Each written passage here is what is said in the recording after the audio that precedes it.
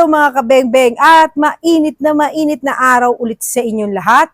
Kamusta na kayo at nandito na naman ang kabengbeng abi ninyo para mag-unbox ulit ng dalawang unit na naman to. Dalawang unit.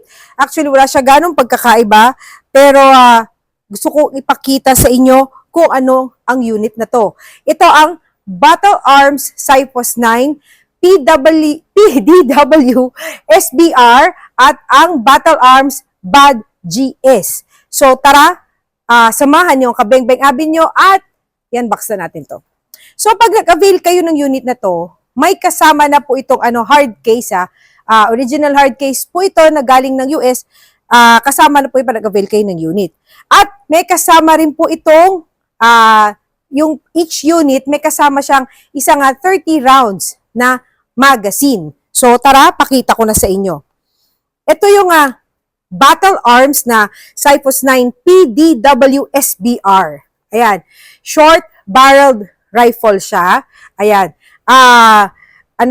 Meron siyang collapsible stock.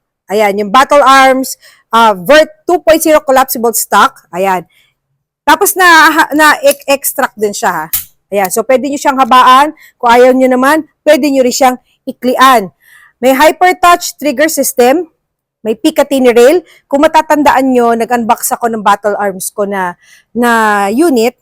16 inches naman yun. Yun yung ginagamit kong panlaro. So, yun. Ito yung Picatinny rail niya. Yung kabitan ng ating red dot o itong iron sight. At ang kulay naman ito ay Cerakote gray. Pag bumili pala kayo nito wala pa itong kasamang sight. Ito, nilagyan lang natin ulit ng flip-top sight para sa pagtetest natin ngayon. So, kung titingnan nyo, di ba? Ang liit. So, ito ay 5.25 inches. So, ito titingnan nyo, para ka ng bumabaril ng pistol lang talaga. Kasi, maikli lang talaga siya. So, ayan, ganyan lang siya, Diba? Ang ganda. Ang ganda. So, ito yung ating Battle Arms Cyphos 9 PDW SBR. So, ito namang isa natin. Ayan, Battle Arms din siya. Ayan. Same lang silang dalawa. Ang pagkakaiba nila is yung barrel nito is 8 inches naman. Tapos caliber 9mm din siya. Pareho silang caliber 9mm. Ang color nito ay Space 4 to Midnight Bronze. Ayan. Ganon din yung kanyang buttstock. Pareho din sila. Yung Battle Arms Vert 2.0 collapsible stock. Ayan. So, pwede nyo rin siyang habaan. Teka lang. Alam nyo, talagang pag mga gantong nagmamadali, kala mo, no? Ayan, kasi gusto ko na mapakita kagad sa inyo. Pwede nyo po rin siyang habaan. Ayan. So, pwede nyo rin iklian. Ayan. Ganon din, may Picatinny rail siya para kakabitan natin ng sight.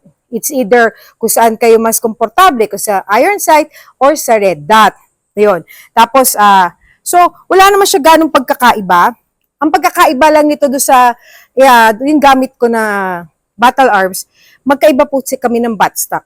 Yun. Iba po yung buttstock niya. Ito nga yung Vertical 2.0, Vert 2.0 collapsible stock. Ayan. Kung makikita nyo, di ba? Iba ang itsura niya. So, paano mga kabengbeng, testingin natin to pareho.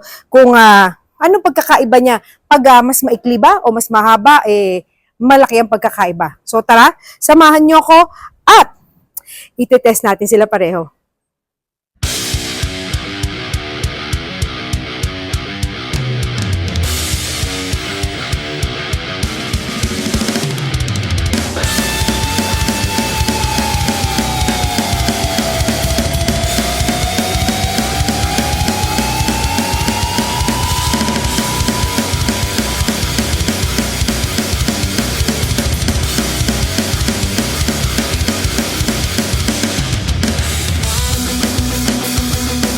So, ito na mga kabengbeng, testingin na natin itong, unahin na muna natin itong 5.21, lagi na 21, ano pa meron sa 21? 5.25 inches na barrel.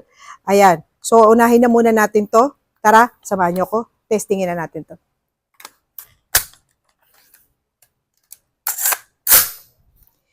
In-extend ko yung buttstock kasi nakita nyo naman, diba, medyo maikli siya. So, firing.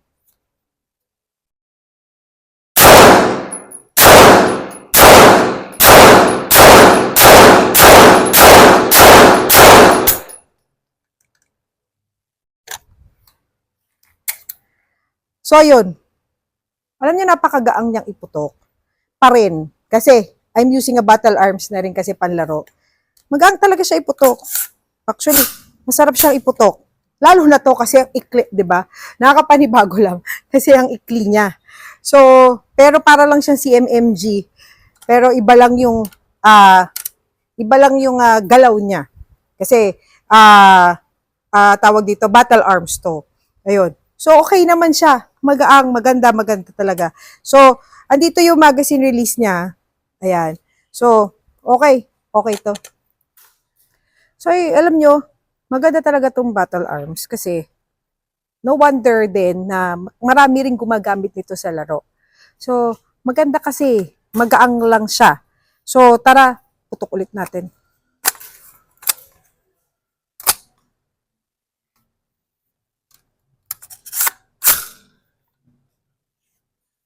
Firing.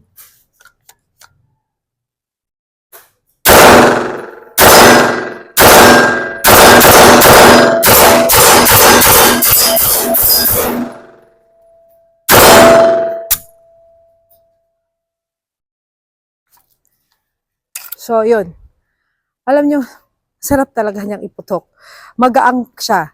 Tapos, lalo pa nakagaang sa kanya, yung, kasi nga 5.25 siya, di ba? So, maliit. Parang ang pistol lang yung hawak mo. Oh. So, okay na okay talaga to. Okay na okay. So, para sa akin, very good siya. Pwede mo siyang, actually, alam ko kasi 8 inches yung pinakamaikli sa panlaro. So, kung 5.25, pwede nyo po itong, pwede rin pambahay to. Pwede rin pambahay. Kung if you're looking for something na pwede nyo pambahay, pwede to.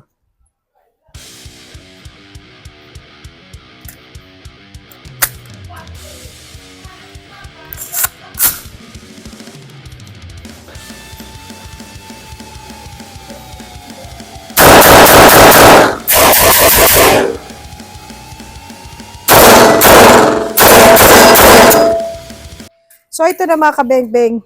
Ito na mga ating 8 inches na tawag dito, na BAD GS ang ating tetestingin natin ngayon. So, tara. Alam nyo, itong 8 inches, pwede itong panglaro. So, alam na. Alam na, tago-tago. Alam nyo, namumula-mula na yung mukha ko, pero di siya makate. Sa init kasi. So, tara. Firing.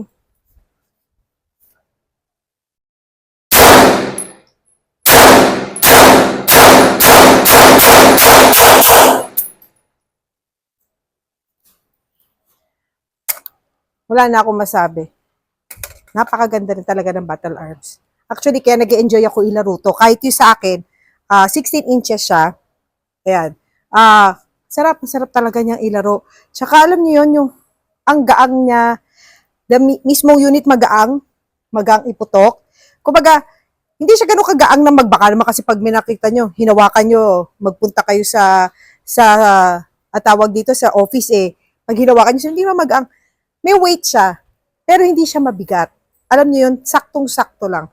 Taman-tama lang. Kaya, ang ganda-ganda. So, kinabit din natin yung iron sight. Actually, kasi iron sight yung gamit ko pag puputok. Pero nagre-red dot din ako, pero mas more on iron sight na ako ngayon. So, okay to. Okay talaga siya. So, ito na mga kabeng-beng. Alam niyo, sarap talaga niyang gamitin palaro.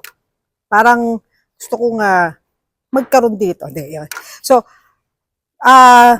battle arms ko kasi 16 inches. So, ngayon ako puputok ng maiksi. So, okay pala siya. Okay. So, tara, putok ulit natin.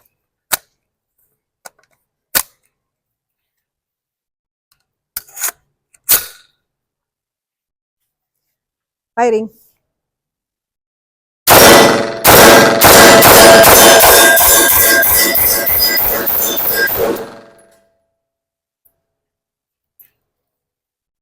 Diba?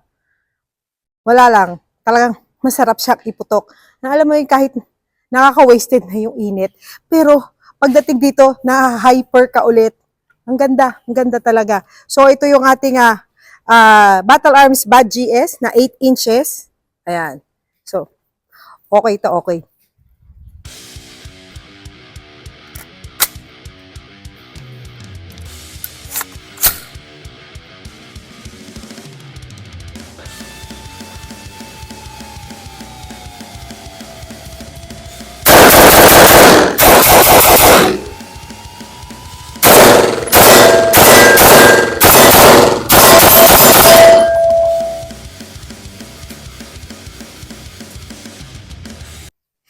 So, ayun na nga mga kabengbeng. Alam nyo, pawis na yung mukha ko. Actually, pag tinanggal ko to, yung paligid ng mata ko, puro pawis na.